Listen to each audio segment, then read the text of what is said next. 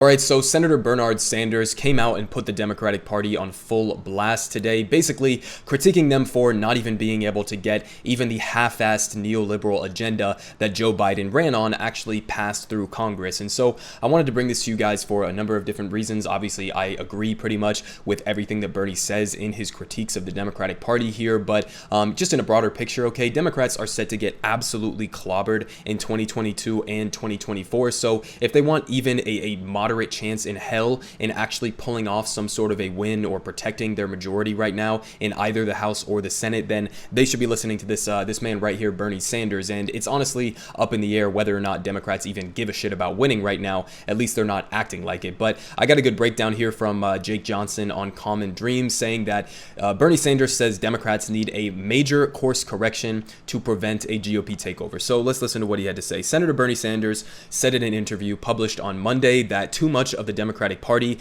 has turned its back on the working class and is in need of a dramatic shift as central elements of its agenda, from voting rights to climate action to social spending, face possible collapse thanks to corporate-backed lawmakers. So yes, this part is very obviously true. The Democratic Party as well as the Republican Party have both completely turned their backs on the American people, on the working class specifically. They both are we have a two-party duopoly in this country. So both of our parties, the Democrats and the Republicans, especially the establishments of both parties, they completely represent the interests of corporate America against the interests of working class Americans. So that's just very fundamentally true. Then he goes on to talk about the three elements that have been basically completely stonewalled by a handful of corporate ghouls within the Democratic Party, like Joe Manchin. And I mean, we can go piece by piece here. We just had this news come out a couple of days ago on January 8th that Manchin's $1.8 trillion spending offer is reportedly no longer on the table. So not only did he want to tank the initial $6 trillion social spending plan, as well as then wanting to tank the $3.5 trillion social spending plan, but even the $1.8 trillion one that he was telling Biden and telling everybody would have been his compromise piece of legislation, even though it wasn't, a middle of the road compromise at all. It was basically everything that a corporate ghoul would want completely taken out of the bill. All of the most popular parts were completely taken out of his version of it. And even that is not enough. Okay, he's even backing off the completely gutted version of Biden's initial Build Back Better Act. So that's where we're at right now. I mean, this was the inevitable reality from the beginning. I've been telling you guys months ago that Joe Manchin didn't want to pass anything. So basically, if they actually wanted to get something through, they would have had to do an all-out assault from the beginning. But they chose to do backroom negotiations, and this was basically the inevitable result of that. Now, that's just on the social spending side of it.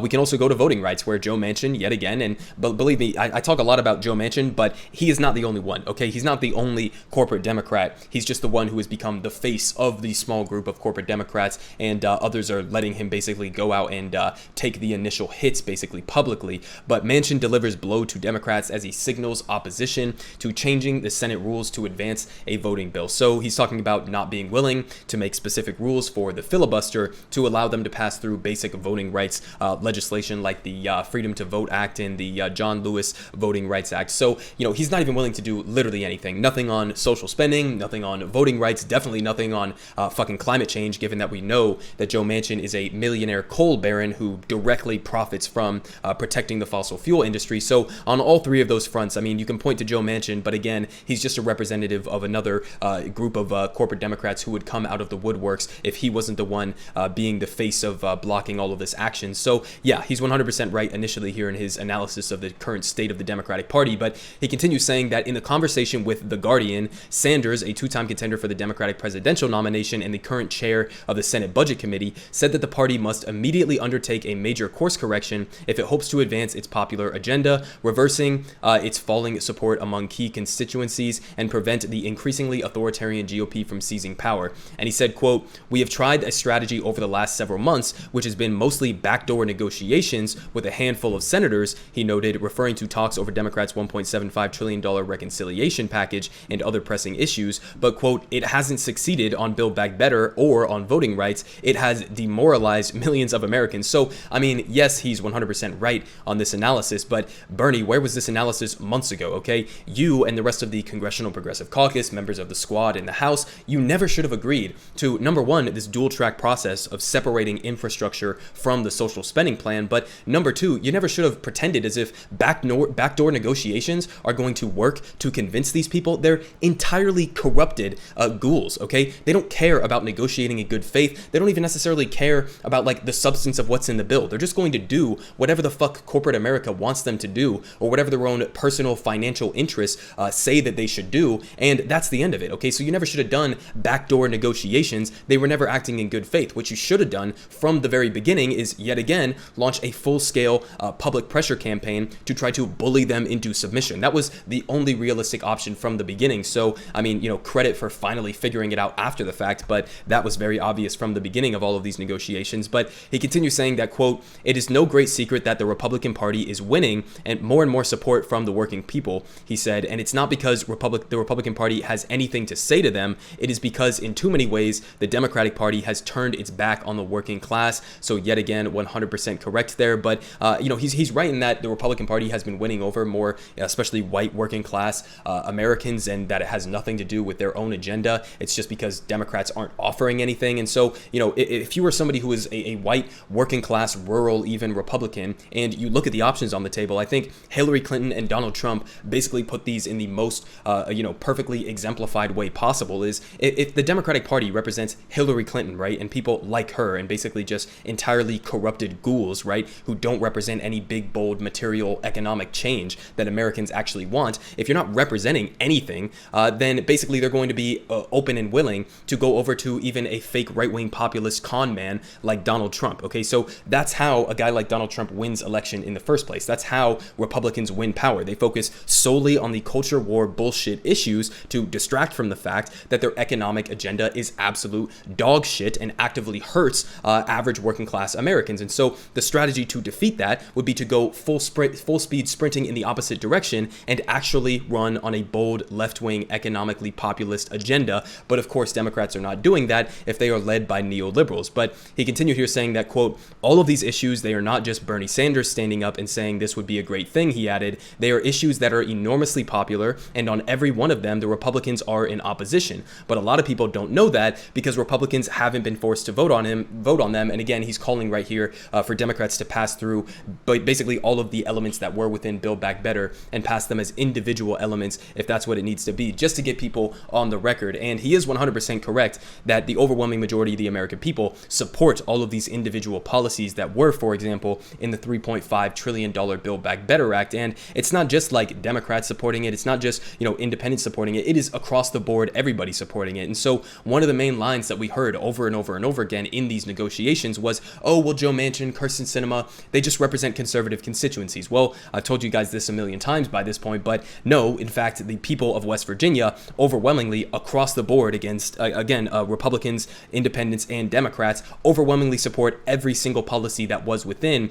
the $3.5 trillion bill, even including clean energy investments. Okay, so, you know, even somebody like Joe Manchin, who pretends like, "Oh, West Virginia, it's a big coal state. That's what the people, they just want that. We could never do a Green New Deal. We could never invest in clean energy." Well, clearly the people of West Virginia see what the future is, and they disagree with the millionaire coal baron. But again, that's just one of the elements that we have been seeing. All of these policies are overwhelmingly popular, and yet they can't get through. So it's not some radical leftist proposal like Bernie Sanders wants. It's just policies that the overwhelming majority of the country wants. So again, if you're going to pretend to give a shit about protecting democracy, as Democrats are doing right now, coming out and lecturing everybody about, you know, the sacred nature of the U.S. democracy and the Capitol building, well, how about you go out and actually do things that are enacting the democratic will of the American people? I mean, how the fuck are people supposed to believe that you are actually fighting for democracy if you can't even, number one, pass voting rights legislation, pass the filibuster, okay? They're protecting the filibuster. You have corporate Democrats who are protecting an inherently undemocratic thing in the filibuster rules, which require a supermajority instead of just a majority to vote and pass legislation.